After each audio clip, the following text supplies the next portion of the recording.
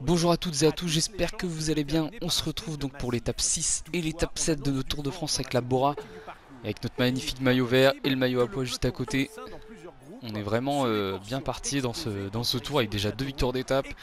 Kelderman qui est 7ème au général il me semble. Donc franchement un très bon début de tour. Là on va essayer de concrétiser une nouvelle fois sur cette étape. Voilà, zone de vent dans le final et avec l'équipe qu'on a, s'il y a vraiment du vent. Honnêtement je pense qu'on pourrait faire du très très simple. Surtout que Sagan nous a montré qu'il était probablement un des plus forts sur ce tour en sprint. Enfin, en tout cas on a eu des bonnes formes jusqu'à maintenant, à part aujourd'hui. Donc ça peut être très intéressant. Le maillot vert est déjà bien engagé. Allez, Postelberger qui a fait l'effort pour me placer. Maintenant il faut me laisser tranquille. Parce que je sens qu'il va me bloquer évidemment. En tout cas on est très bien là au kilomètre. Déposé par Postelberger. Alors on y va. Ewan est juste avec nous. Est-ce qu'on va réussir à passer devant Caleb Ewan? Ah, ça va jouer à pas grand chose. Ah non, Ewan est un peu plus rapide évidemment en sprint. Allez, là on va arriver sous peu dans les zones potentiellement exposées au vent. Donc on va voir très vite s'il y a du vent ou pas. Allez, je croise les doigts là, on va quasiment entrer dedans là.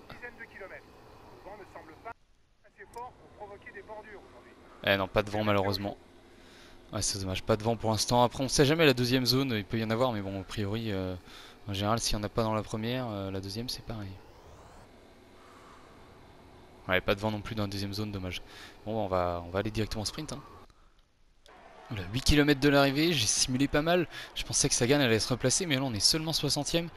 Va falloir vraiment remonter dès maintenant. Il y a Os qui me protège, mais voilà, les protections c'est plus embêtant qu'autre chose en général.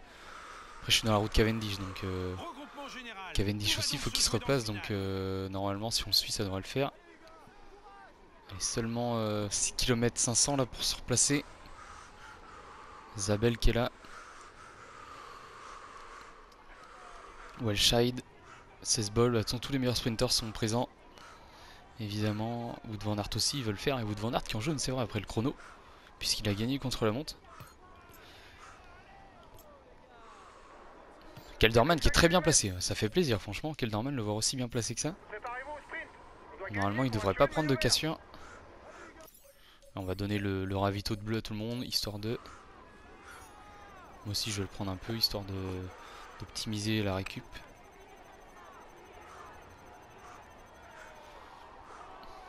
Alors, on est bien placé. Nasser Boigny qui est là, Brian Cocard qu'on n'a pas vu sprinter sur le Tour de France il me semble. Enfin moi je l'ai pas vu dans le sprint il me semble, donc c'est... Enfin on l'a pas vu, voilà, il était pas très bien placé en tout cas. Ah, en tout cas nous on est bien dans la roue de Danielos, Postelberger aussi qui fait l'effort. Allez, je vais redire à tout le monde de relayer à 110. On va relayer à bloc.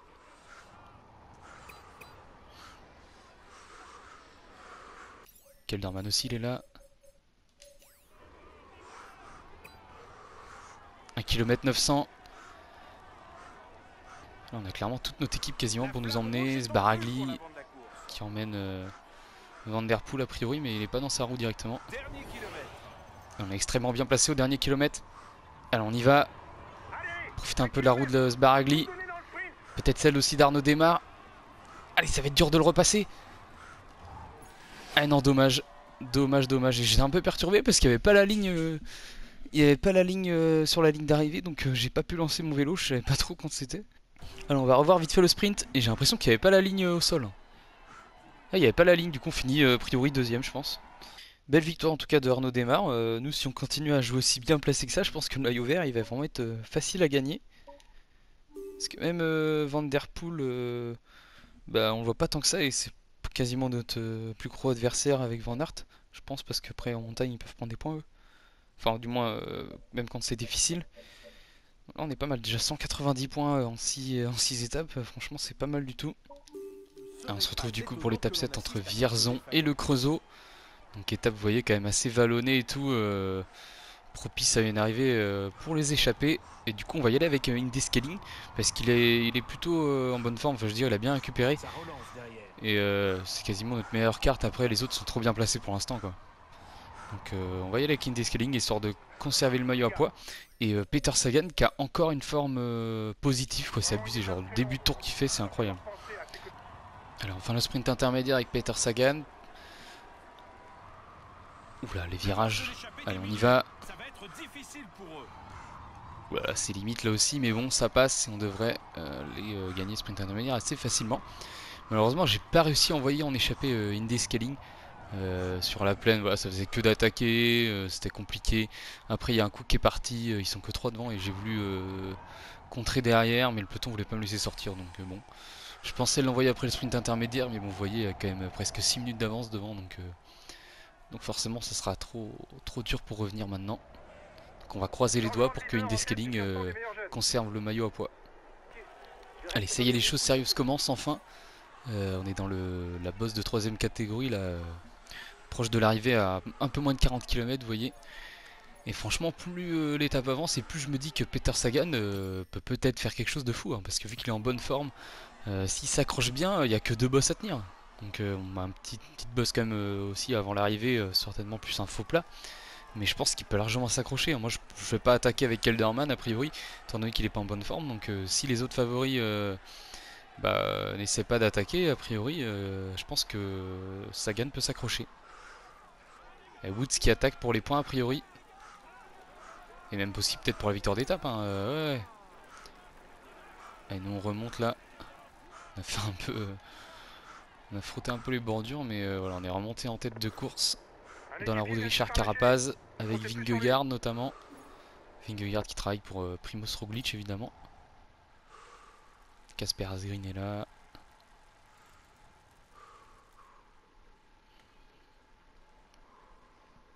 Et je pense qu'on va avancer quasiment à la prochaine difficulté. Hein. Là, il va pas se passer grand chose dans la descente. Allez, le col de 2ème catégorie là qu'on commence à peine.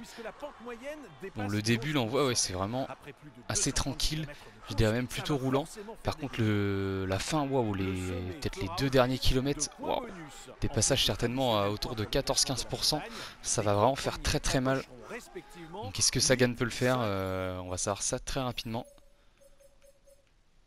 On va donner d'ailleurs les ravitaillements à tout le monde. Pour l'instant, on est encore plutôt bien groupé dans le peloton. Hein. On est 125. Nous aussi, on va commencer un peu à se ravitailler. Allez, il faudra essayer de remonter là. Là, on est complètement à l'arrêt là dans le virage. La relance va être assez compliquée. Là, on perd beaucoup de place. Hein. C'est surtout si Peter Sagan, parce que moi encore, je vais réussir à suivre. Mais Sagan, voilà, qui se retrouve dans le ventre doux mou du peloton. C'est pas l'idéal. Hein.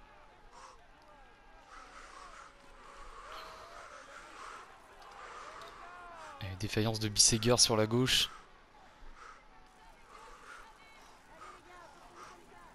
Allez, on est pas mal. On relance. Après, c'est pas forcément notre point fort, le punch avec Kelderman. On va pas se cacher. Mais du moment qu'on s'accroche, c'est le plus important. J'ai hâte de voir les gros pourcentages, ce que ça va donner. Derrière Sagan, il s'accroche plutôt bien. Allez, on va donner les ravitaillements de rouge. J'ai mis Bourman à protéger Peter Sagan. Je pense que Conrad, je vais lui dire de finir tranquille. Histoire qu'il perde un petit peu de temps et qu'on puisse jouer le maillot à poids avec lui. Il est en train de se faire décramponner. C'est une bonne nouvelle pour le général. Apparemment Quintana qui serait limite en difficulté. Après, vu les notes que je lui ai mis, a priori, il ne devrait pas forcément jouer le général. Allez, on arrive lancé là, on va pouvoir se replacer un peu. On doit marquer des points pour le maillot à poids. Et ça accélère devant, c'est qui? C'est Solaire qui attaque. Alors Solaire en fait il voulait juste faire le tempo a priori, personne l'a suivi. Ça veut rouler pour Alejandro Valverde. Et personne veut suivre Solaire, hein, bizarre. Du coup Solaire il prend quelques petites longueurs d'avance. Bizarre, personne veut mettre le tempo dans cette montée. Sagan est là. Ouais, c'est mon 2ème meilleur coéquipier quand même. Après Kelderman bien évidemment. Donc c'est pas mal ce qu'il fait. Hein. Je pense qu'il sera là pour l'arrivée, Peter Sagan. Moi je vais rester avec Kelderman pour l'instant si jamais ça attaque devant. Donc là les pourcentages, on a quoi comme pourcentage? On a du 20% là, wow, dans le virage. Là on est sur du 19%, bah putain les punchers là ils peuvent y aller. Hein. 16%, ouais, c'est vraiment du solide. Il y a un groupe là devant qui se détache. Il faut faire le jump là. Avec Wilco Kelderman. Même si franchement c'est dur pour Wilco d'accélérer dans ces pourcentages monstrueux clairement. Avec Ataneo qui se fait lâcher. Et nous aussi par la même occasion. Ah, il y a Pogacar qui est avec nous là, il est même lâché carrément Pogacar. Il commence à gagner, il est pas mal du tout. Je vais mettre à relayer à bloc Bourman. On est dans un groupe avec priori peut-être Roglic, même pas non. Non, il y a Vingegaard et Vingegaard il essaye de revenir pour son compte personnel. Donc on va essayer de profiter du travail de Vingegaard. Pareil, on va mettre Konrad derrière à rouler pour Peter Sagan. Même si ça ramène Pogacar, ouais, il y a quand même une victoire d'étape peut-être à aller chercher. Quoique c'est peut-être pas à nous de rouler, allez. On va rester juste dans le groupe pour l'instant. Je pense que Pogacar va quand même rouler.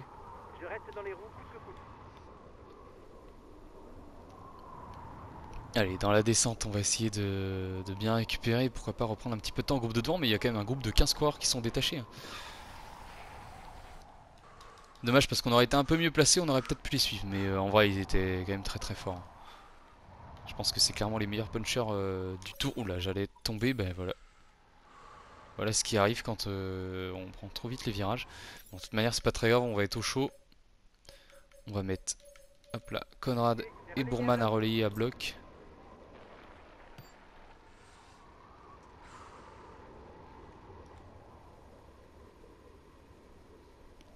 Allez les gars, faut les relayer là, on va perdre du temps là, on a déjà 45 secondes de retard. Ça commence à faire, hein. Pas grave si on gagne pas l'étape avec Peter Sagan, mais quand même le général c'est important. Hein. Si on perd déjà une minute sur Roglic, j'imagine qu'il doit être devant Roglic. Bah oui, évidemment tout le monde est devant en fait. Il y a juste Pogacar et moi qui sommes là. Allez, Peter Sagan il s'accroche vraiment très bien. Tandis que Bourman vient de se faire lâcher. Bourman, on va lui dire de finir tranquille, c'est pareil, il peut perdre du temps lui aussi. Indescaling c'est pareil, je fais que lui dire de finir tranquille mais il veut pas, je comprends pas. Il peut rien faire pourtant dans l'étape mais bon. Alors on revient pas tant que ça finalement. Je pensais qu'on était revenu un peu plus mais on les voit devant mais finalement on est quand même à 35 secondes quoi. Et malheureusement Peter Sagan derrière qui est en train de craquer. Je vais le mettre à relayer un peu. Et dans la descente faut pas perdre les roues surtout. Henrik Mas avec nous. Ah, il va peut-être relayer quand même un peu le coéquipier de Tadej Pogacar, là, je sais pas qui c'est peut-être Rafał Majka. 30 secondes d'avance pour la tête de course. Ah non, c'est Hirschi. Allez, on relance fort là. Après, je vais le laisser travailler, voilà. Et derrière, c'est qui roule? Bah, il y a Guillaume Martin qui fait l'effort. On va dire à Peter Sagan du coup de rester dans son groupe. Il durcit la course. On rattrape Richie Porte qui s'est fait lâcher du groupe de tête. Hirschi qui lâche et qui me bloque d'ailleurs. Quelle étape en tout cas, quelle étape. On va probablement perdre un peu de temps malheureusement. Mais wow, quelle étape de fou. Alors, on récupère un maximum. Konrad il va essayer de nous mettre un gros tempo juste avant la bosse.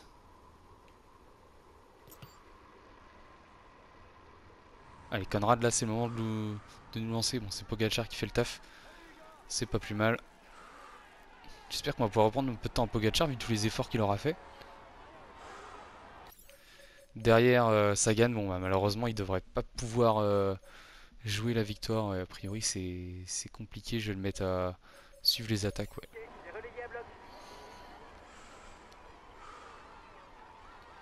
Allez le virage, on récupère un peu en même temps. Allez la relance. Et voici la flamme rouge. La grosse relance et derrière il donne quoi là Sagan. On peut lui dire je pense d'attaquer 1,5 km. La flamme rouge pour l'échapper. Elle ne devrait pas résister au peloton. Allez faut qu'on arrive à reprendre les roues là. Ça serait bien que Pogacar il fasse un gros sprint et qu'il reprenne les roues pour les temps.